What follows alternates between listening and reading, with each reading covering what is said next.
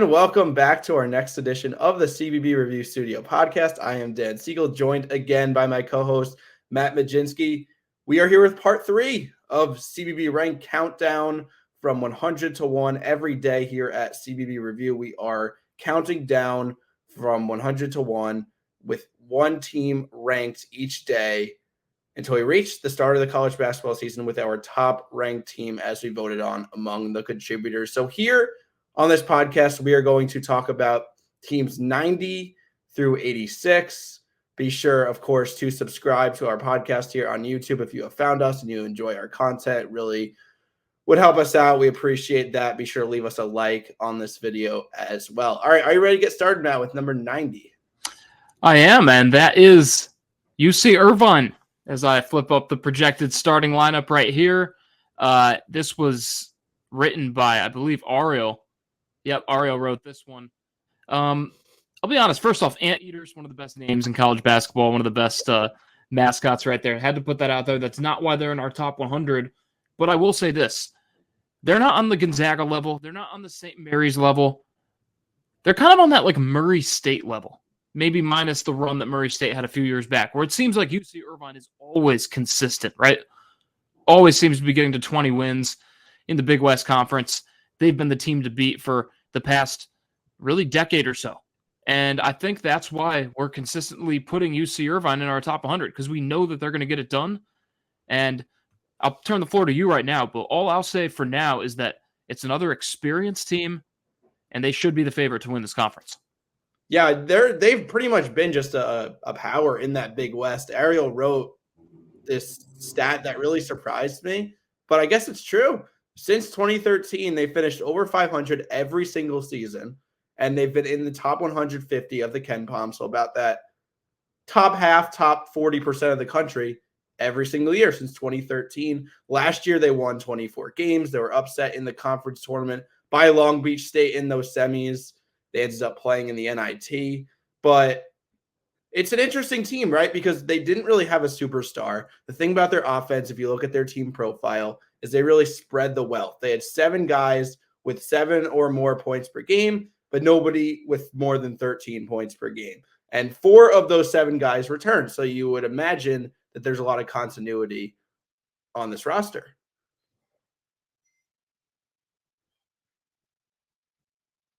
Yeah, I think there's a ton of continuity on this roster. As, again, sorry for the noise. Dan and I talked that earlier. If you hear that, we've got some work getting done on our house right now. They're drilling in pretty loud. I'll tie that into this. I think UC Irvine has, their head coach, Russell Turner, has drilled into this team that we're going to be an experienced team. We're going to win basketball games. And he has a very big team. I mean, I'll be honest. Yeah. NBA teams would match up with this team. I mean, you've got a 6'2" point guard, a 6'4" shooting guard, both fifth-year seniors, 6'6", 215 small forward, but then down low, Kyle Evans, 6'10", transfer from Colorado State. Again, he's our projected 4. We don't know that for sure. And then certainly the 5 in Mat Mlodzinski, a 7'1", 265 center. I mean, he is going to be a guy that other teams in the Big West are going to have a lot of trouble with. And, while UC Irvine might have lost some pretty good pieces, they still have a star in Justin Hone. He was their leading scorer last season. And I think whenever you can bring back your top guy in that department, along with other key pieces, you're going to have another good season. Should be the favorite once again to reach the big dance out of the Big West. Yeah, for them to really cement their status, I think they want Hone to either become an even greater scorer, become like a 15-plus point per game guy, or they had a point guard last year, Pierre Cockrell, who was a really good distributor. He averaged 6.4 assists per game. He was the reason that, I talked about it in the beginning of this segment. They spread the wealth so well. So if Hone becomes either that elite scorer or that elite distributor, they'll really be just as good as last year. But I think they're a defense-first team, right? That shouldn't change. I think we're looking at a very similar fate of UC Irvine from last year. Just hopefully they could finish in the conference tournament this time. Yeah, I think we've got it set on them. I'll turn it over to number 89. Yeah, that's Oklahoma State. Oklahoma State. Yep, this is another article written by Ariel. We got Steve Lutz now at the helm at Oklahoma State. So 4th year or overall as a head coach in Division I basketball, he already gets the job in the Big 12. And the reason why is because all 3 times he's been a head coach, he has made the big dance. He made it 2 times at Texas A&M Corpus Christi, bumped up to Western Kentucky, made the dance, and now he's here at Oklahoma State. What are we thinking about this team who has really, to my surprise, been a pretty bad program since making that Final Four in 2002? Ariel wrote they had won just 4 tournament games total and won since 2009. I was not aware of how bad Oklahoma State was. Yeah, because I feel like, they had some players, obviously, with Cade Cunningham and with Marcus Smart. Like, this is a program that's had some players. They don't feel like a DePaul, right? Like, they don't feel like they've been at the bottom of the Big 12, but realistically, they kind of have been. They've had some guys here or there. When you look at the roster, and I feel like a lot of times we look at the roster, this doesn't jump off the page, right? They're losing Javon Small, who was a scorer, a playmaker, actually got on the boards a lot as a guard. They're losing a couple other key pieces. You look at Khalil Brantley, a transfer from LaSalle, who averaged 15, 4 assists, 5 rebounds, should be a direct replacement to Javon Small. And you look at Bryce Thompson, really the top returning player. But other than that, it's kind of a team that Steve Lutz went out and got some transfers from other power conference teams that weren't really like their top 3 guys, maybe key role players. And they're probably going to start on this Cowboys team. So for me, for Oklahoma State to have success, I don't know if we can look at this roster because it's not going to jump off the page compared to other teams. We got to look at Steve Lutz and what he's done with the program. So I'm glad you brought that up because making it 2 straight years with Texas A&M Corpus Christi, a team in a very low conference. It's tough to win your conference tournament multiple years in a row. Mm-hmm. Then he comes to a whole new place, not even geographically too close to Texas, right? So different recruiting brings someone to Western Kentucky. And he has the same success there. Now he goes back to Oklahoma State, kind of back in that Texas area. Maybe that helps his recruiting. I don't know. I mean, I think that it's going to be a project for the Cowboys, but I wouldn't rule out an NCAA tournament because so far, 100% success rate for their head coach. That is fair. I honestly think there's a more like a 90+% chance that 3-year success rate that tournament streak that Steve Lutz has finally comes to an end. I mean, there's nobody here that excites me. Thompson was their best player last year that's returning, but that's not really saying much. I think they'll be competent. I don't think they'll be like your bottom of the barrel power conference team. But here's the problem. They're playing in the Big 12, and I think the Big 12 is not going to have the same depth as last year just because they have more teams, and besides Arizona, it's not like they're getting these same caliber teams in the conference, but I think they're gonna get beat up on a little bit in what's probably still the best conference in college basketball. So not much more to say about Oklahoma State. I'm surprised they even made our top 100, but I guess they get the benefit of the doubt due to coaching and conference affiliation. So yeah, I mean, to me, that's and that we talked about that a little bit before too, right? Is that sometimes, at least in my opinion, these teams like Oklahoma State might technically be a top 100 team, but they're probably not going to be considered one because they're likely going to be below 500. I will say this real quick. They have some players that are going to get after on the boards. Pretty much every guard or forward that Lutz brought in averaged at least a couple of boards per game last season. And I like that. It seems like he's trying to bring some tenacity here to this Cowboys team. All right. Well, Oklahoma State, more of a program we'll keep an eye on down the line. They're probably in good hands, just not a great roster this year. Here's a program that I think does have a great roster this year, especially relative to their competition. Let's talk about High Point. And this was Mat Mlodzinski's article. They just had their best season in their 25-year Division I basketball history. They went 27-9. 27 wins by Allen Huss was the most ever by a coach in their first year in the Big South.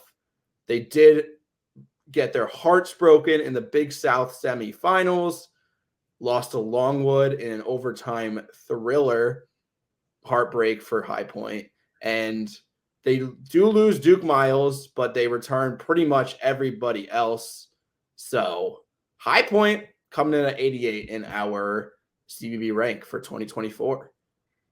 Honestly, they could have been a top 70 team when you look at this. I mean, you look at how great of a team High Point was last season. I think a lot of the talk is They didn't make the NCAA tournament. They didn't make the NIT. Well, they would have made the NIT if the NIT didn't change their rules around. Yeah.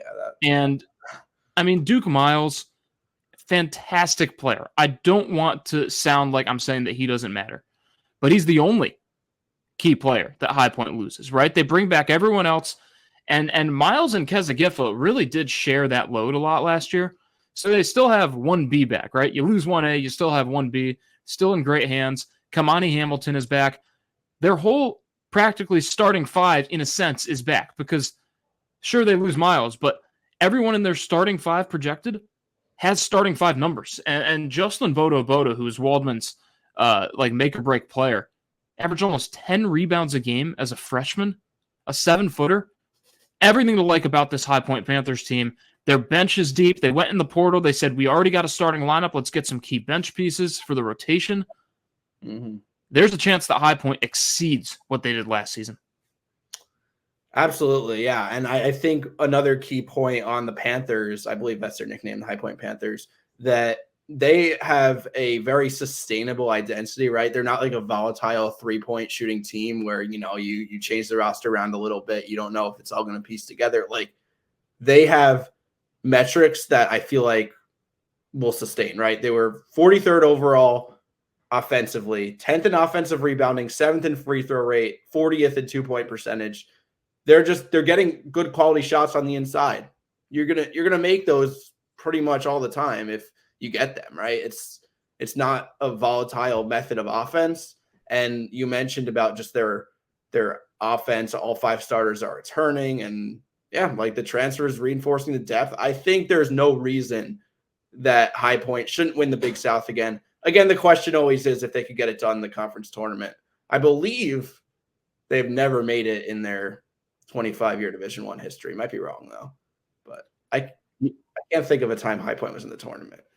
Yeah, I don't have the stats on that, but I'll say this: that if there's a mid-major team that you want to follow from day one, I think it's High Point. I think that High Point, and I'm sure there's other teams out there. I'm saying this because we're talking about the Panthers right now, but a lot of good mid-major teams out there. High Point has a little bit of everything that you need, right? They've got great guard play. They've got a big-time big man. So when they go up against the bigger boys in the power conference, they got someone who can hang with them. They've got a deep bench. I mean, their bench would suffice in a power conference. That's how deep this bench is. And I know we've already talked about High Point a lot, so I don't need to go too much in depth on that. But get a chance, click the article, see what this team's all about.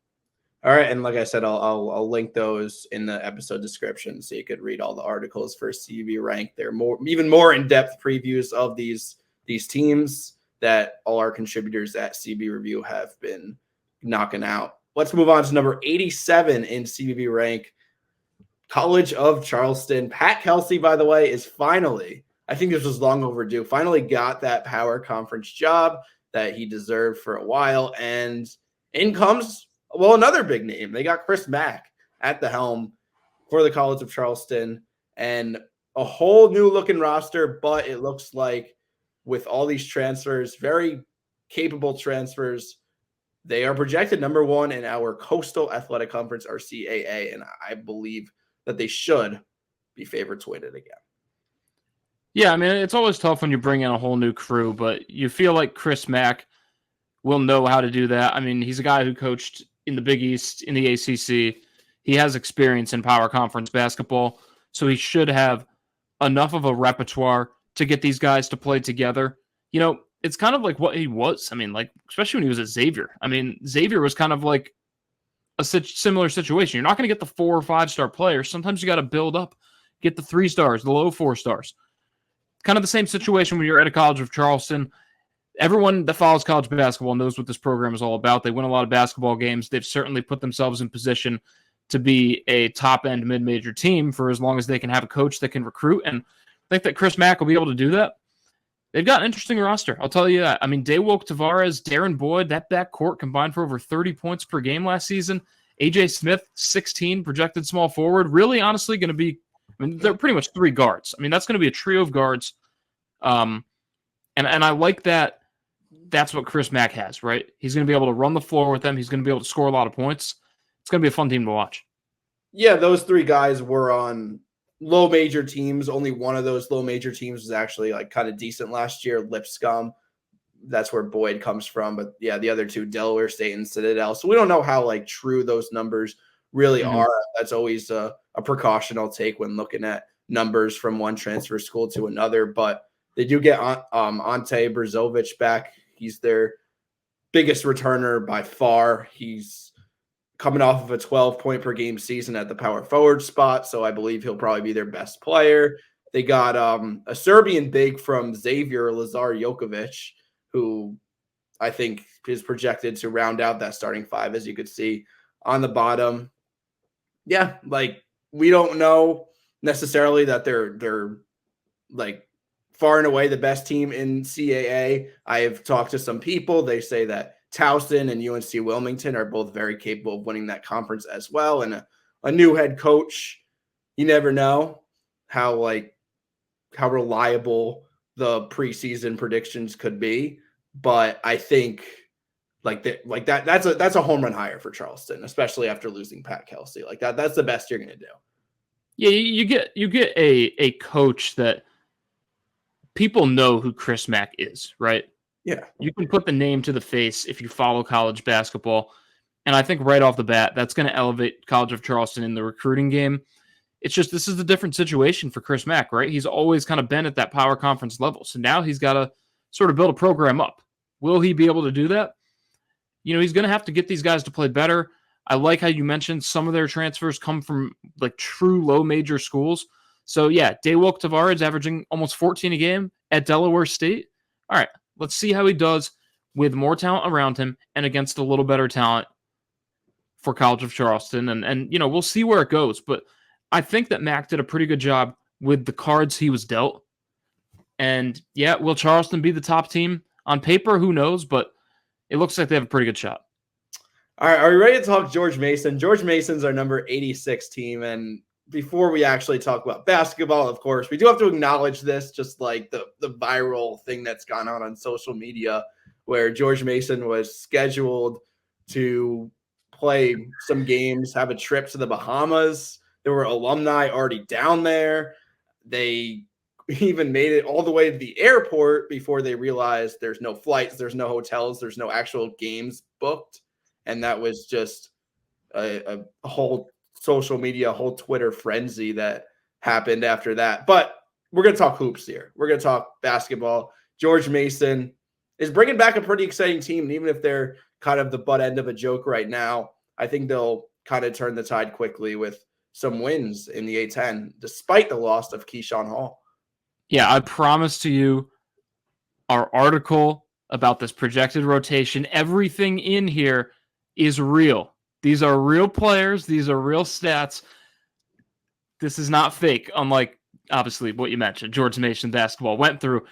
With that, KD Johnson, that's the name we need to talk about, right? Yeah. KD Johnson put up numbers at Auburn, right? Gritty player. Can defend. Can score when he's called upon. That's really not his biggest asset. Can play make. But I really like what he's going to bring to this team because George Mason has a chance to win the Atlantic 10, right? We haven't really seen George Mason evolve after that 2006 Final Four run. Seen some years here and there. I think when you get a guy like KD Johnson, and I'm not saying this guy's like a stud by any means, but he's certainly, when you're averaging 7-8 points a game for a team like Auburn that's in and out of the top 25, that projected to win tournament games, playing for Bruce Pearl, when you come to a team like George Mason, you're expected to lead by example. I think he's going to carry this team with him. And I'm excited to see his leadership on this team because it's a very exciting George Mason team. Their whole starting five is going to be just a bunch of upperclassmen, like redshirt junior, couple fifth-year seniors, regular senior. Like there's a lot of guys with experience, but I feel like they're going to follow KD Johnson's lead. That's going to be fun to watch. Yeah, I feel like he was definitely very Auburn fans grew frustrated by him. That's just the way I'll put it. Like they thought he was a shot chucker. He was very low efficiency at times. But I think some of the criticism was valid. Some of it I think was overblown. I think his opportunity at George Mason will be awesome for him to kind of cement his legacy as a college basketball player. Because if you look at his numbers over his first 4 years of college basketball, he was real solid at Georgia after being a top 100 recruit, all SEC freshman. He was a real scorer there. And then he kind of regressed numbers-wise all 3 years throughout Auburn. So I'm excited to see him get another chance in the A-10. I agree with you. He'll absolutely succeed there. And, they got 5 lower-level guys who I think in the transfer portal, who I think will absolutely fit each of their respective roles very well. They got Zach Anderson, most notably from Florida Gulf Coast, and then Jalen Haynes from East Tennessee State. Those are the 2 guys I just mentioned that are projected to start. And then, of course, we have to mention Darius Maddox, because we mentioned the term 3-level scorer way too much. We meaning just the whole college basketball analysis community. That's just an overused term. But this guy is legitimately a 3-level scorer. He started at Virginia Tech, had his moments, was awesome in that 2022 ACC tournament, finally fully broke out consistently last year, and now he's the lead guy on this team. So really excited. Now he's not just a 12, 13 point per game and really high efficiency kind of guy. He's the guy that they really need to take over and increase 15 plus points per game potentially. I think he's totally capable of it because he could take all kinds of shots, create off the dribble, etc. Yeah, this team is not just KD Johnson. I want to make that clear because Darius Maddox, even Jared Billups, he's kind of a gritty player. He can defend as well. There's a lot to like about this George Mason team, but I just want to point out how deep the Atlantic 10 is, right? You got a team with a KD Johnson. You got Eric Reynolds on St. Joe's. We still got a couple more A10 teams to release in this CBB rank countdown, right? These are 2 great Atlantic teams. In any of these past years, these could be the clear-cut favorites to win the conference, but not this year. It's a deep conference, and I'm excited to keep counting down these teams. Yeah, I'd say deeper and less top-heavy. That's my analysis for the A10. Overall, probably better.